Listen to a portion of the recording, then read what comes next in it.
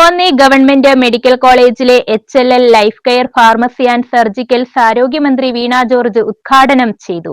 Medical college ആശുപത്രിക്കുള്ളിൽ 500 ചതുരശ്ര അടി വിസ്തീർണത്തിൽ 27 ലക്ഷം രൂപ ചെലവഴിച്ചാണ് ഫാർമസി നിർമ്മിച്ചത്. 24 മണിക്കൂറും ഫാർമസിയുടെ സേവനം ലഭ്യമായിരിക്കും.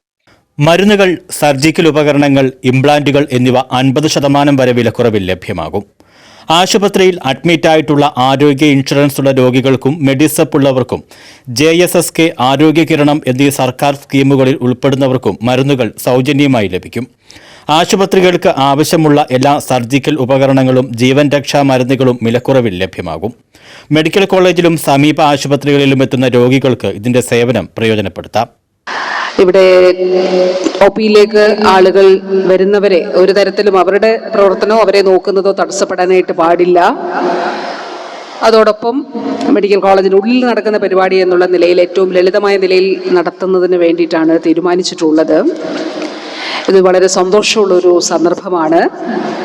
നമ്മുടെ കോന്നി മെഡിക്കൽ കോളേജ് ദേശീയ തലത്തിലെ ഏറ്റവും മികച്ച മാനദണ്ഡം ഗൈനക്കോളജിയുമായി ബന്ധപ്പെട്ട് labour room, OT, operation theatre, അതോടൊപ്പം തന്നെ അതിൻ്റെ അനുബന്ധ സൗകര്യങ്ങൾ ക്രമീകരിക്കുന്നതിന് ലക്ഷ്യ സ്റ്റാൻഡേർഡ്സ് പ്രകാരം നമുക്ക് കഴിഞ്ഞിരിക്കുകയാണ്.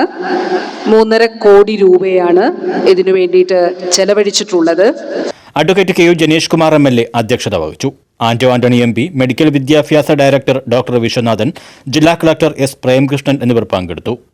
News bureau, Konni.